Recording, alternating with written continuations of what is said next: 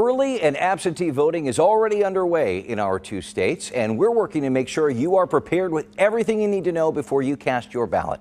This week, we are watching one of the most lively races in our area, the fight for a U.S. Senate seat in Missouri. The top two polling contenders are Republican Senator Josh Hawley and Democratic challenger Lucas Kunce, who has run for Senate before. The back and forth between these two candidates has been heating up since just after the primaries. I just think it's sad that he is unwilling to debate. The ridiculous thing here is that we have a guy who can't agree to 5 televised debates because he doesn't want to answer to his record. Senator Hawley jumped into the race with both feet in August, challenging Kunce to an impromptu debate just days after the election at the Missouri State Fair.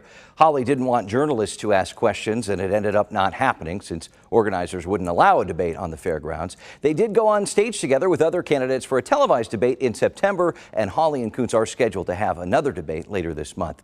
This week, we will profile the Senate race and the candidates so you can make an informed decision on Election Day. Let's begin with Senator Josh Hawley. I will waste no time. I will spend every day fighting to save this country.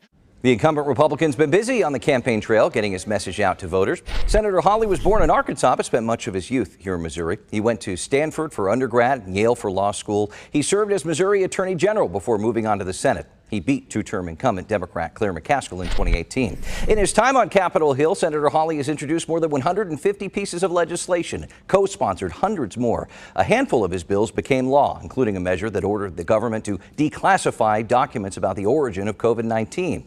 He's also pressed big tech companies and pushed for a ban of TikTok on government phones. He voted no on several recent high-profile measures, including a bipartisan border bill, a proposal to protect IVF treatments, and a multi-billion-dollar aid package for Ukraine. Hawley's national profile grew on January 6, 2021, the day he voted against certifying the results of the 2020 presidential election. The photo of the senator raising his fist outside the Capitol became one of the more memorable images of that day, along with the attack on the Capitol itself. For several weeks, we have repeatedly offered Senator Hawley an opportunity to sit down with us, discuss his stance on the issues for this episode. He's been in the Kansas City area, but we were never afforded a time to talk to him here on the program. Still, we want to prepare you for the poll, so let's take a close look at the candidate with our roundtable of journalists. Please welcome back Brian Ellison, host contributor with KCUR, and KMBC9 political reporter Michael Mahoney. Let's touch on January 6th for a moment. You know, this is the first thing that his opponent mentioned when he launched his campaign. Is there an impact, though, on what happened that day to this race? Well, electorally, I'm not sure that we can point to any numbers actually shifting, but it certainly set the tone for the campaign. Lucas Kunce, as you mentioned, and from his very first campaign video, mocked Senator Hawley for that running away from the protests on January 6th. I think the reality, though, is that the January 6th memories, in some ways, actually play to the support base that Josh Hawley is counting on to get elected. His opposition to the January 6th certification does not hurt him with a significant cross-section of Missouri voters. In fact, he fundraised off that. He had, for instance, a coffee cup I know of that had him with a clenched fist out front, and it was successful fundraising. And Brian, I think you're right. The January 6th episode is baked into the conscious already. There are a lot of people on the Republican side, especially the hard right, who applaud him for that. He was the first senator to come out and say that he would support challenges to the Electoral College.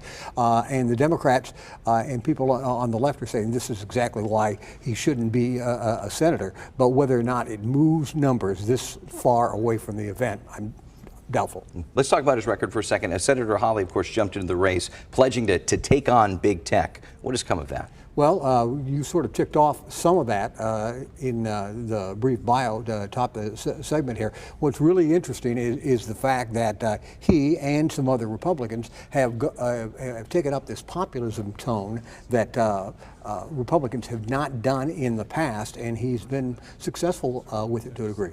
I think that's right, and I think if you look at the legislative agenda that Josh Hawley has stood behind, although he, in his rhetoric and in his ideology, is not only reliably conservative, but pretty far to the right side of the Republican Party, in the legislation he sponsored, he has actually had a certain degree of bipartisan support. In the more recent year, he has become pretty reliably pro-union in the kinds of public policy he supports. So I think there's an interesting dynamic where he is catering both to a conservative base and to certain elements that might be concerned about that, which gets, I think, Cody, to the criticism that a lot of Democrats have of Josh Hawley, and maybe some Republicans, which are lingering questions about his authenticity, about whether they can trust him, whether the person that presents himself during campaigns is the same person who is holding the office and living out that job as a senator. Yeah, to sort of ratify Brian's point on that, at one point during his first term, he was out walking on a picket line over in the St. Louis area,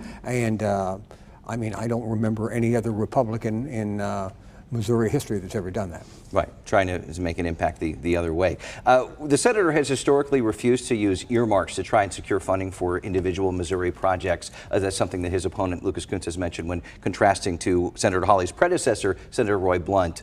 Is there an issue here?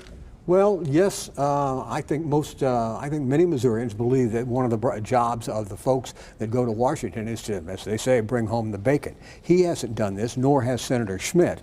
Both of them are institutionally opposed to earmarks. On the other hand, the Hawley campaign and the Hawley office will point to his support of housing projects down at Fort Leonard Wood, for example, as an example of him bringing federal dollars home to the to Missouri. But you know, especially in contrast to recent Missouri senators like Claire McCaskill, like Roy Blunt, like certainly Kit Bond, who was known for making sure that Missouri got its fair share and then some, Hawley hasn't done it. And if we can attribute a reason for that, and you mentioned Roy Blunt, you mentioned Kit Bond, known for their willingness to work across the aisle. The choice that Senator Hawley and also Senator Schmidt have made to be more ideologically conservative and work less intentionally with Democrats is directly connected to their ability, especially while Democrats have the majority in the Senate, to bring home the bacon, as you say. All right, we'll leave it there. Brian Ellison, Michael Mahoney, thank you.